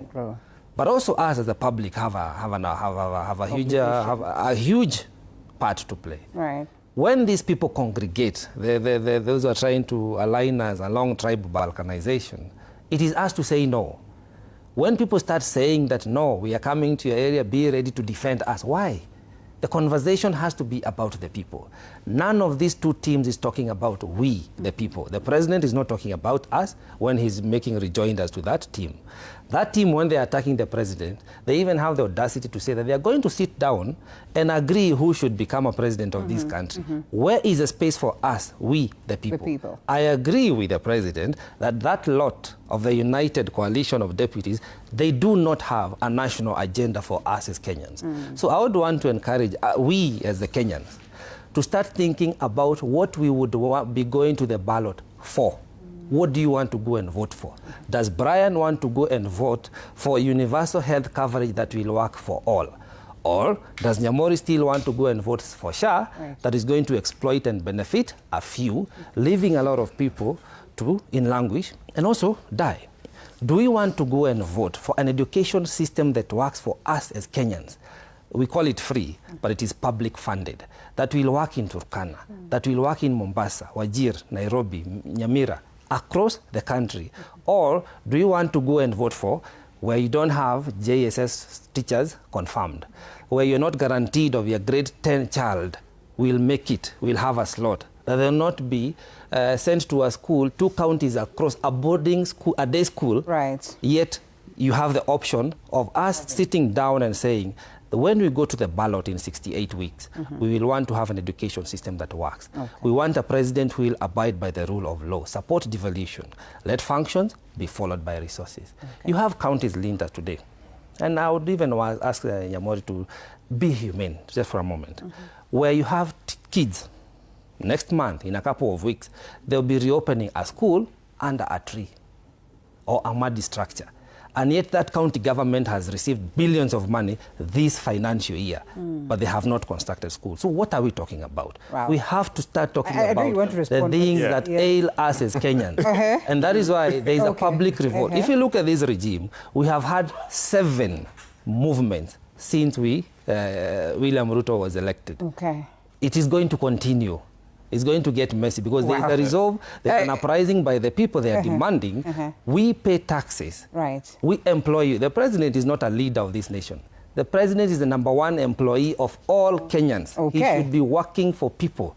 And of course, not thumb chest to say, okay, well, that aside, we have other people who are watching from home. We have Oloibon Laban, who says Africa faces structural challenges, obstacles where the East does not know the West. It's a confused continent, and therefore we really are not proactive and must be if we are to survive. Another one says, greetings, panelists. About SHA, SHA is working mostly in the cases of cancer, and a good discussion as the moderator well. Asante sana. This is a Paulista of Kwadi Okayole. And we have lots of feedback coming from your end, but of course time would not allow us to look into all that. But yes, I'll give you around 45 seconds to weigh in on that as we come to a close. Thank you. Linda, you know, I like your name. I'm tempted to call me Linda Mwanainchi. And my brother... Is your Linda ground? All those things you're talking about, Linda Mwanainchi will deal with them. Now, Linda, I just want to jog your memory. Right. Do you know why Kibaki is touted as one of the best presidents we've ever had? Because Kibaki's work was to supervise ministers. He would give you work and you become accountable. Now, when I was young, and I believe Nyamori was also fairly young, the first time I heard the name the Southern Bypass, the Northern Bypass, the Eastern Bypass, was through Raila Amolo Odinga. Raila was the minister for roads under Kibaki government. This superhighway, all these bypasses you're seeing, it is Raila. Even at some point, you could see there were some houses that were being... As we sum it up, Yeah. So, Kibaki understood how government is run. Do you know where I sit? I don't even know the minister for roads. William is the minister for roads. William is the minister for energy. William is the minister. And he goes to discuss issues as if he's the minister. He needs to allow his ministers to go and respond to the issues under their dockets and sell whatever has been done. He cannot be the prosecutor, the arresting officer, and the judge at the same time. That will help him, Linda. Gentlemen, allow us to close it at that point, because then also we have got to pay some bills and allow Odida to come in. I see her guests are already on standby. So can we shelve parting shots for another time? To be continued, yes. To be continued. Brian Wekela, Speaker, politician, as well as Josephat Kamanya, political analyst, and last but not least, Advocate of the High Court, Joshua Nyamori. Thank you so much for finding time to be here with us, and you back at home for equally contributing to the discourse this morning. We certainly promise to continue even more right here, the home of untold stories. For this moment, I have to close it. My name is Linda Alela, and I hand it over to Odida to take it to the next level.